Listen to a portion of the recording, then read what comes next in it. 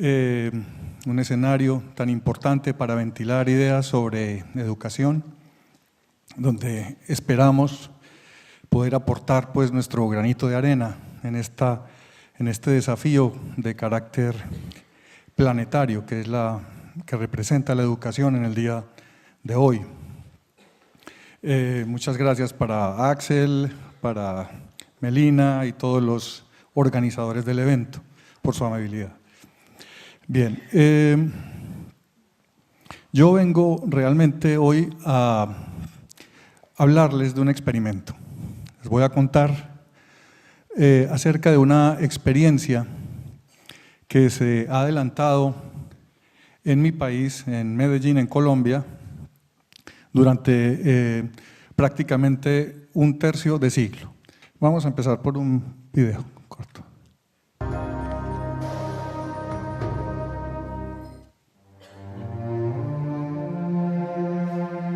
¿Te imaginas un colegio sin clases ni profesores? Donde te respetan tu ritmo de aprendizaje. Y aprendes por autodidaxis, es decir, por ti mismo. Un colegio donde no eres un receptor pasivo de información, sino que aprendes a través de tu propia actividad intelectual. Y por iniciativa propia. Donde todo el tiempo estás pensando, entrenando tu inteligencia. ¿Te imaginas un colegio con materiales autodidácticos diseñados especialmente para nosotros? Llenos de retos y preguntas que te hacen pensar todo el tiempo. Que no son para memorizar. Textos que son un verdadero desafío mental. ¿Te imaginas un colegio donde recibes retroalimentación inmediata de todo el trabajo que haces? Donde el fin del conocimiento es desarrollar tu inteligencia. ¿Te imaginas un colegio en el que la transmisión del conocimiento es por escrito? Y eso hace que te vuelvas un buen lector. ¿Te imaginas un colegio donde, con el apoyo de un tutor, tú mismo programas las materias que quieres trabajar? Donde planificas tu esfuerzo, trabajas en tu ritmo y cumples los compromisos que tú mismo te pusiste. ¿Te imaginas un colegio donde puedes hacer un grado en 6 meses, 8 meses o tal vez más? Un colegio donde no existe la mediocridad y la excelencia es para todos. ¿Te imaginas un colegio donde en lugar de una simple nota o calificación recibes un análisis detallado de tu trabajo que hace un experto en el tema? Un colegio donde no se trata de ganar o perder. Se trata de aprender. Y aprendes no a pesar del error, sino a partir del error. ¿Te imaginas un colegio donde no estudias por obligación sino por placer? Donde no hay clases y aprendes siempre leyendo. Donde tú eres el dueño de tu vida y de tus decisiones. ¿te imaginas un colegio donde tomas las riendas de tu vida? Con responsabilidad y exigencia. Donde no hay competencia y se respetan las diferencias. Un colegio donde avanzas en autonomía hasta ser el dueño de tu tiempo. Y lo administras como mejor te parece. Un colegio donde eres libre. Donde eres feliz. ¿Te imaginas un colegio donde tú mismo te pones las tareas? Y las tareas son tuyas y no de tus padres. ¿Te imaginas un colegio donde un examen se presenta las veces que necesites hasta dominar el conocimiento? Hasta llegar a la excelencia. ¿Te imaginas un colegio donde sales preparado para escoger la carrera que quieras? Un colegio reconocido por importantes universidades como uno de los mejores del país. Porque sus estudiantes llegan con condiciones sobresalientes para enfrentar el mundo de la universidad.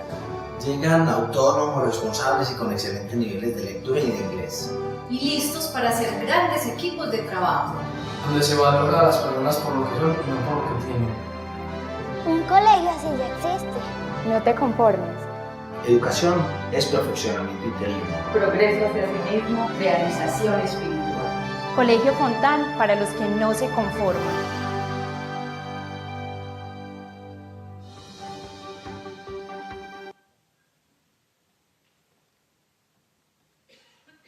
Bien, bueno, yo vengo, les decía, a hablarles de un experimento. Yo sé que la palabra experimento tiene connotaciones negativas, pero pues yo recurro, digamos, al principio de caridad del auditorio para que entendamos, digamos, qué es esto de un experimento pedagógico. Hace 50 y pico de años, más de medio siglo, este señor que aparece aquí, el doctor Ventura Fontán, un catalán inmigrante que llegó a Colombia con su esposa, la doctora Emilia García de Fontán, creó un centro de investigaciones en la ciudad de Medellín, en Colombia, llamado el Centro Psicotécnico de Medellín. Desde comienzos de los años 60, este señor, este filósofo con especialización en psicología de la Universidad de Barcelona, digamos, empezó a experimentar una seria inquietud por el estado del sistema escolar en general. Ya hacia 1965, digamos, venía advirtiendo por escrito, inclusive en algún congreso en Colombia, acerca de lo que él denominó en su momento la catástrofe educativa. Compartió inquietudes de críticas con reconocidos, digamos, analistas del momento, Iván Illich, Paulo Freire, en fin, aunque Fontán no logró en ese momento reconocimiento. Él murió en 1993 y en cierto sentido yo vengo a hablar hoy aquí prestándole mi voz a él. Porque la experiencia que se ha llevado allí a cabo durante ese tercio de siglo en Colombia realmente merece ser conocida. Merece ser conocida porque los principios que se han puesto en funcionamiento han mostrado un impacto de tal envergadura en las comunidades donde se aplica que realmente esto debe conocerse. Creo que me adelanté un poquito, pero bueno, aquí está Ventura con Emilia. Sí, hablamos de la catástrofe educativa. Yo creo que todos los que estamos aquí sentados, pues convocados por este foro, sabemos de qué estamos hablando. Creo que el nombre de catástrofe educativa no es exagerado. Yo convengo, digamos, con el redactor del documento base, con el señor Axel Rivas, en el sentido de que hay que darle un reconocimiento profundo, digamos, al sistema ya instituido, al sistema escolar tradicional, por los grandes logros que ha aportado, digamos, en el desarrollo, en el desarrollo histórico, digamos, del sistema escolar. Pero es un hecho que desde hace por lo menos medio siglo, cuando menos, se está viviendo una crisis de una envergadura absolutamente monumental en todo el aparato del sistema. No voy a entrar en detalles en este momento, pues ya tendremos ocasión de pronto más adelante. Claro, eso plantea de inmediato la necesidad de replantearse los fundamentos del sistema. Pero hay algo más allá de la simple necesidad. Bueno, tenemos que cambiar esto, pero viene la pregunta clave. ¿Es posible hacerlo? Es necesario controlar el calentamiento global, pero viene la pregunta, ¿es posible hacerlo? Este es el problema que va a abordar Ventura Fontán desde una perspectiva psicotécnica.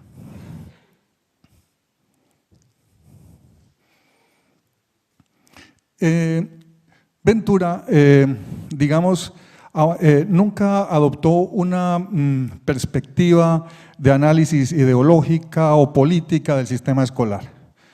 No era ajeno a estas inquietudes, pero él, con su enfoque, digamos, de psicólogo, decía, esto no es lo mío, ¿no? Yo quiero analizar técnicamente el sistema escolar, ¿por qué no cumple los objetivos que debería cumplir para los cuales supuestamente está diseñado? ¿Qué es lo que falla en él? ¿Cierto? Hay que analizar los procesos comunicacionales, en fin. Inicia entonces hacia mediados de la década de los 60 una aproximación a un análisis de la lógica, de la estructura y función del sistema escolar. Más adelante vamos a entrar un poquito en ese detalle. Y hacia unos 20 años después, hacia mediados de los 80, se plantea ya la creación de lo que pudiéramos denominar un colegio laboratorio, un centro experimental para desarrollar sus ideas, para poner a prueba, digamos, innovaciones que se iban presentando en el camino, para ajustar y para ofrecer un efecto demostrativo. Decir, vea, esto se puede hacer. Ahí tenemos una foto pues, de parte de la sede actual del colegio, ¿cierto? Voy a pasar pronto a los resultados porque los resultados pues, hablan de la pertinencia de lo que estoy diciendo acá. En estos 30 años el colegio ha tenido más de 600 graduados con evidencias objetivas de desempeño sistemáticamente notable en la educación superior. Esto es importante, ¿cierto? Sistemáticamente notable está resaltado. No solo en términos de rendimientos académicos excepcionales, sino en términos de liderazgo, de emprendimiento, de reconocida ética, es decir, estamos hablando de estudiantes que han salido de esta nueva propuesta educativa con una nueva forma de ver el mundo y de moverse en el mundo, y una forma efectiva, efectiva y, digámoslo así, altamente inspiradora para los que los rodean. En las pruebas del Estado colombiano, generalmente el colegio pues, ocupa el percentil 99, esto es una constante. Y lo más importante acá, que puede constatarse para cualquiera que visite esta u otra experiencia hermana, es constatar cambios asombrosos, espontáneos, profundos y permanentes en el desarrollo personal y relaciones humanas. No, la inexistencia de patologías del sistema educativo tradicional, del tipo del bullying, el oposicionismo generacional. Miren, realmente cuando yo trabajé con Ventura en los años 80, nosotros nos tuvimos que dedicar mucho tiempo a entender realmente lo que se había echado a rodar, porque el experimento de cierta forma, o la experiencia, para no seguirle diciendo experimento, pues por esto de las connotaciones negativas, la experiencia de alguna forma desbordó en tal medida nuestras expectativas que nos explotó, digamos, en las narices, y nosotros teníamos que entender por qué estaba ocurriendo lo que estaba ocurriendo allí.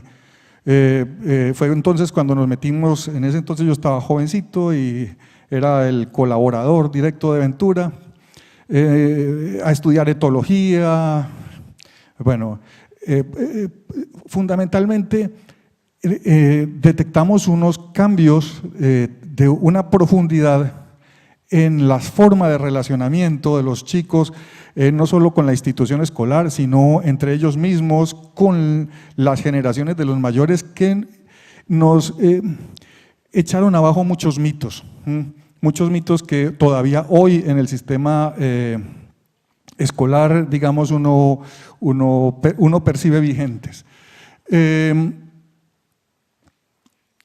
Una reconexión generacional, es decir, volver los chicos a ver en las generaciones precedentes una inspiración, un liderazgo, ¿sí?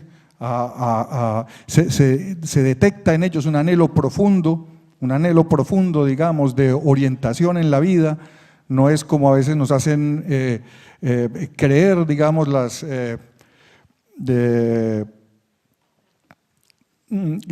modas actuales, que las generaciones nuevas entonces han generado una ruptura a raíz de la tecnología con nosotros. La verdad, hay profundos invariantes universales que siguen constantes.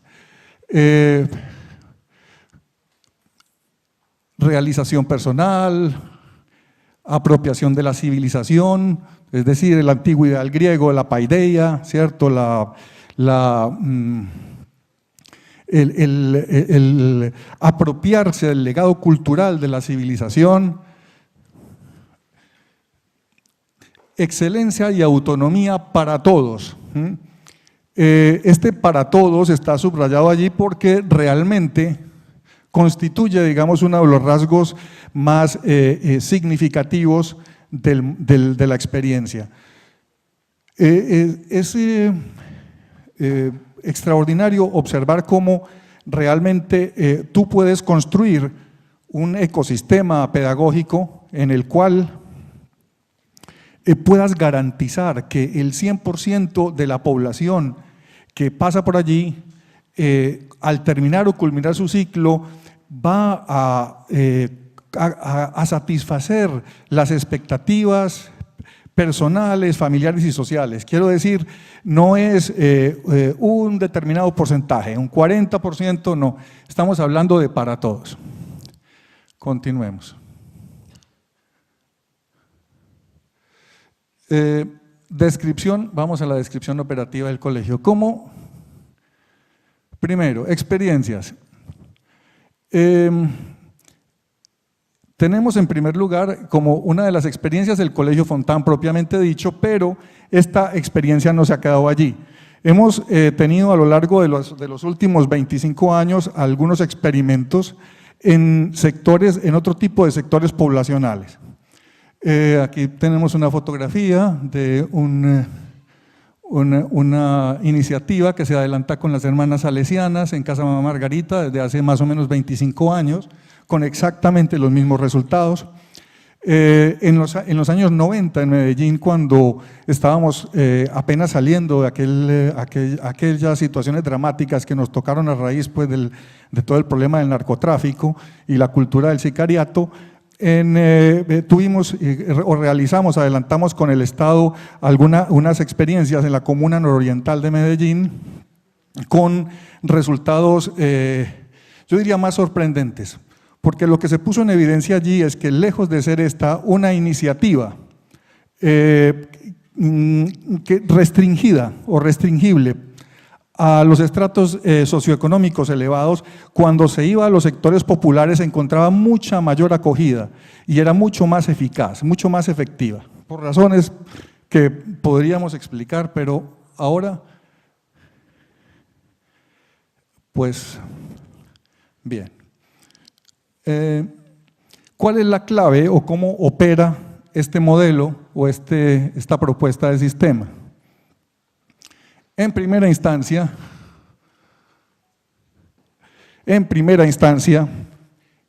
está construido el colegio alrededor de la solución del problema didáctico. ¿Qué significa esto? En el momento actual se habla mucho de la tecnología, de la introducción de las nuevas tecnologías en el quehacer escolar. Sin embargo, hay una reflexión que yo deseo plantearles y es la siguiente. Las tecnologías, nos decía ayer aquí un distinguido sociólogo, ¿sí? No se reducen a las tecnologías informáticas o electrónicas. La tecnología, la técnica es un concepto mucho más amplio y mucho más profundo. Una de las primeras tecnologías desarrolladas por la humanidad es el lenguaje escrito. Una de las constataciones de Ventura Fontán, cuando inició su crítica del sistema educativo, fue la sorprendente observación de que el sistema educativo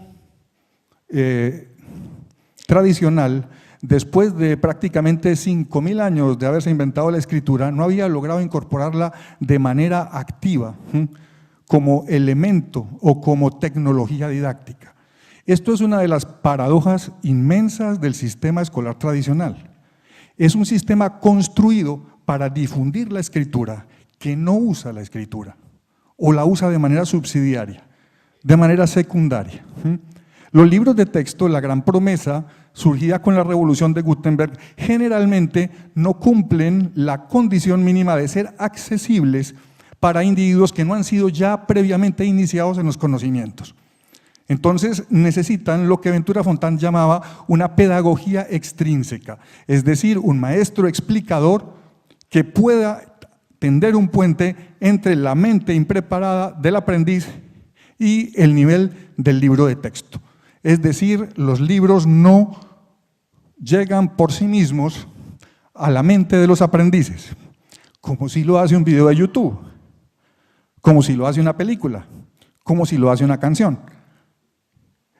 Entonces, esta primera constatación es la que pone a Ventura en la pista. ¿No será que tenemos que invertir la dominancia de los canales comunicacionales en el sistema escolar? No significa excluir la oralidad, excluir el habla, no, significa invertir la dominancia. Lo que hoy es dominante debe pasar a ser cooperante. Un sistema entonces cuya columna vertebral sea el lenguaje escrito, apoyado por el lenguaje oral o por la práctica de la oralidad, que de todas maneras es una práctica natural y espontánea.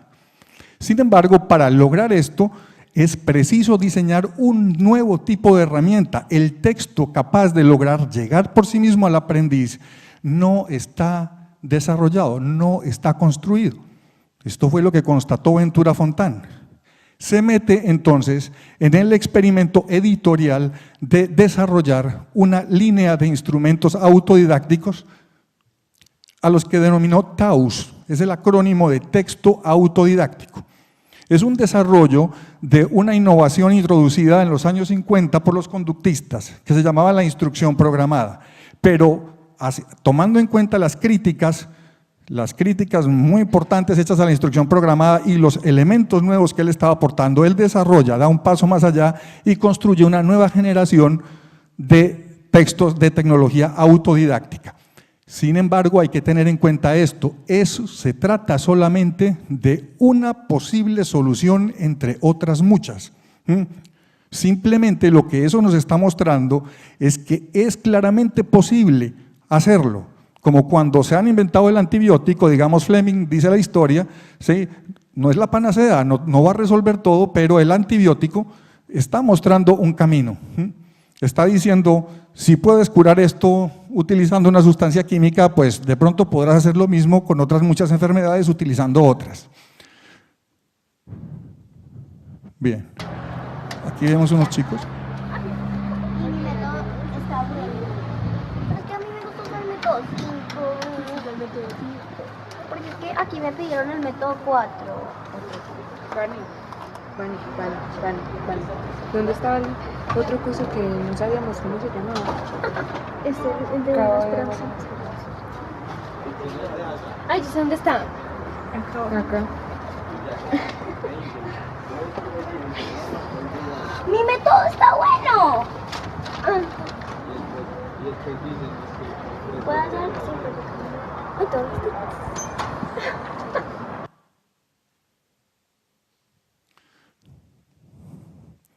Ok, estos pequeños videos fueron tomados espontáneamente unas semanitas antes de venir acá.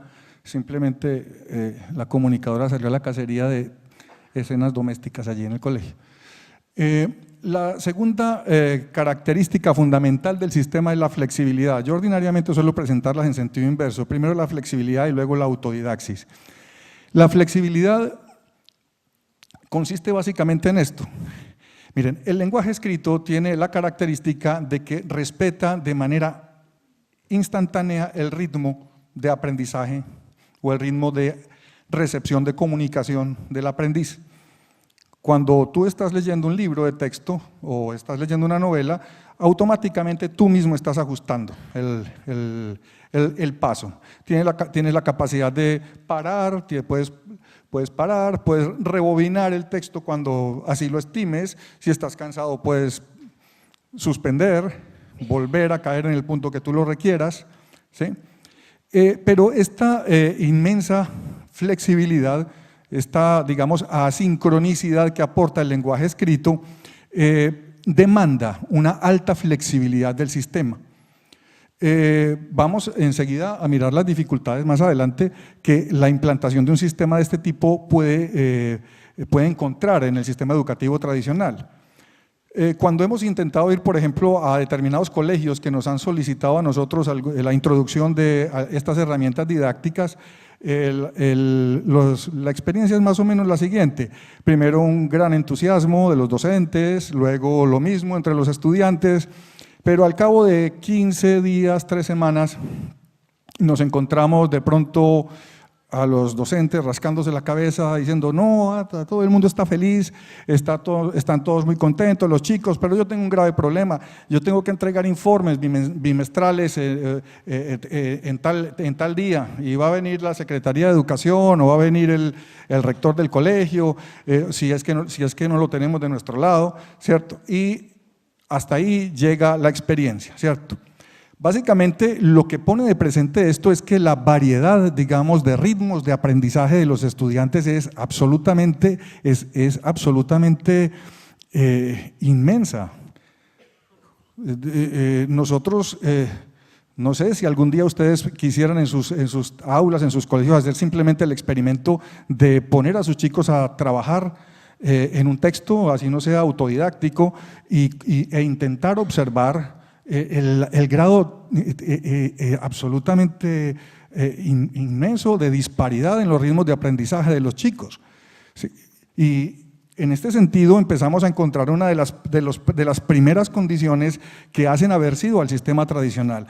El sistema tradicional es una cárcel psicológica que está demandando de los chicos desde el primero de primaria, bueno, hasta los posgrados si se quiere, una sincronicidad absoluta a la décima de segundo durante varias horas diarias y durante 200 días al año, durante años enteros.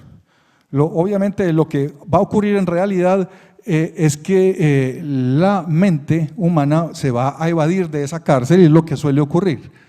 En el colegio, la flexibilidad, ¿cómo se maneja?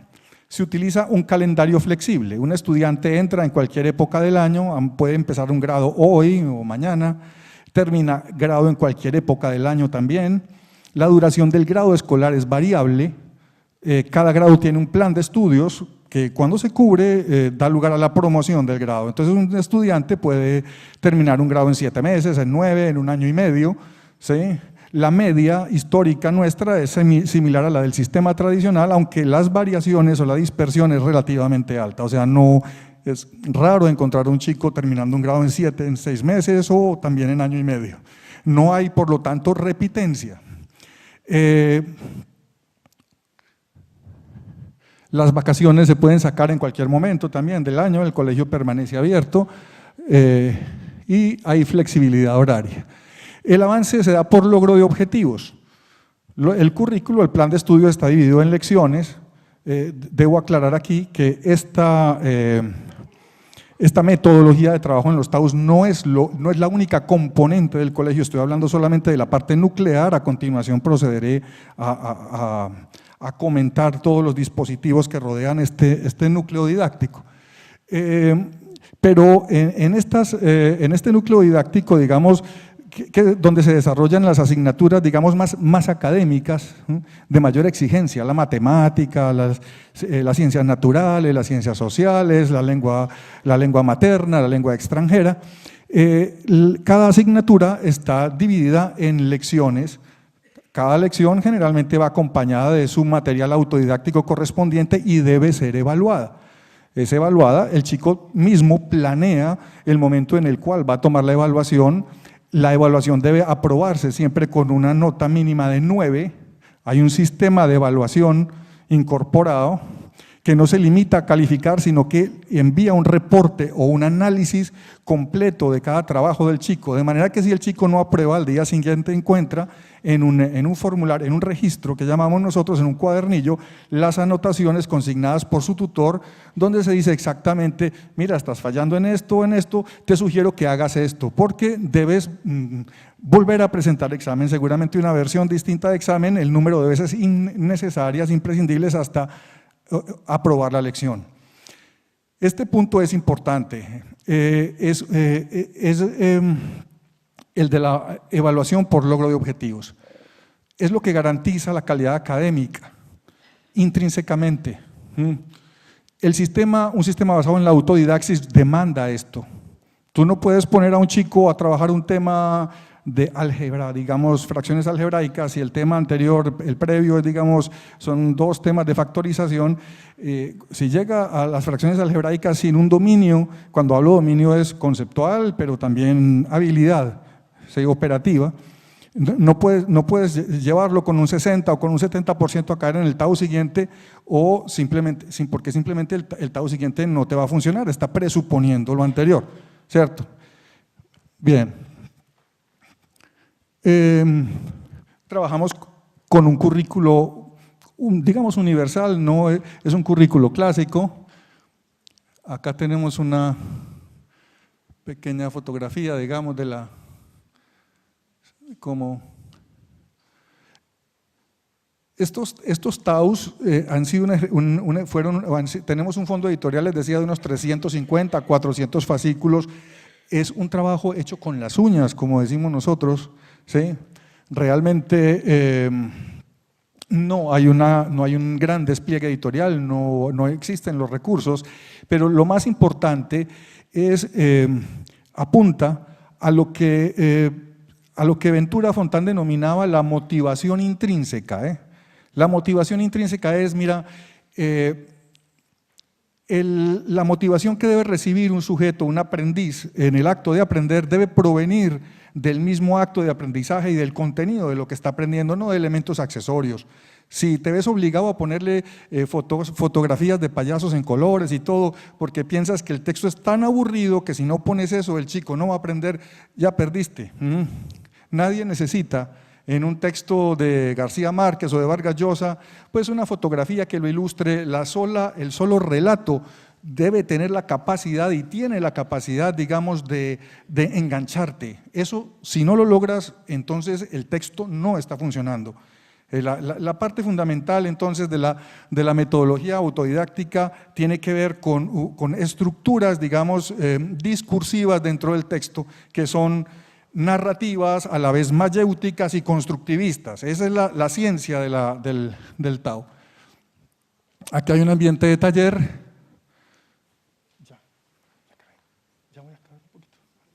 Bien. Bueno, voy rápidamente por acá. Esto es un ambiente de taller.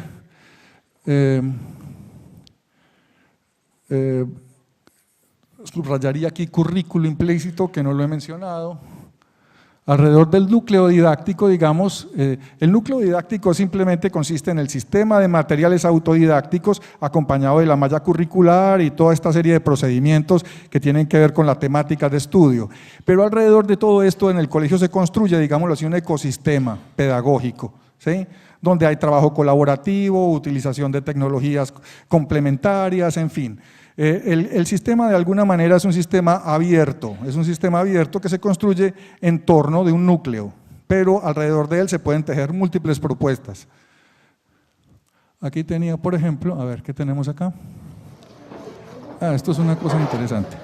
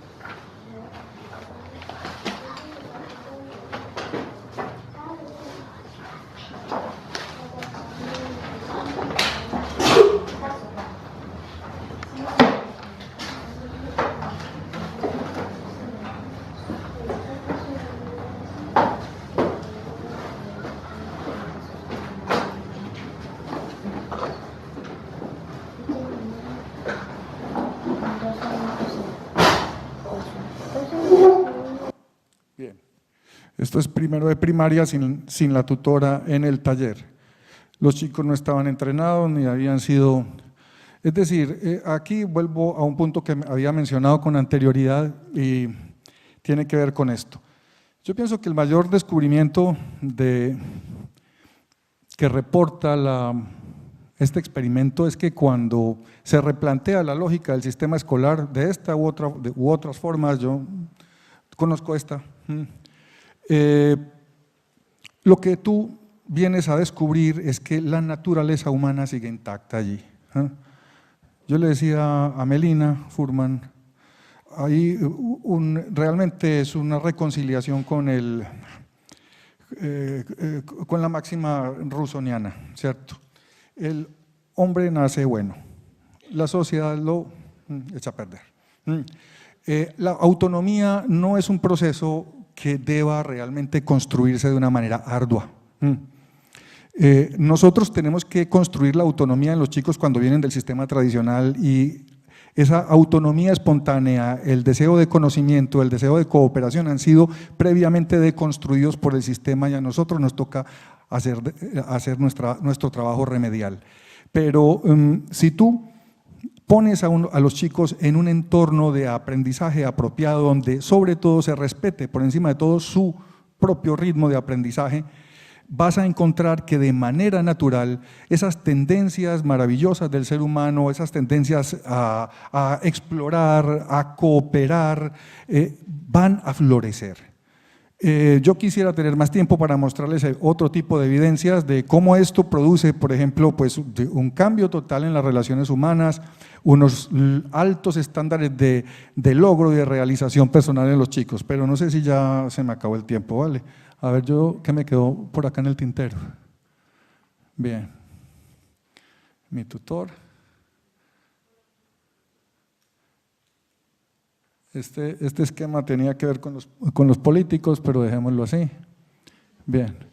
Y sí, créanme que era interesante. Bien. Y bueno, me quedó la parte 3 y la 4 pendientes ya. Ok. ¿Listo, Nilda? Entonces… Vale.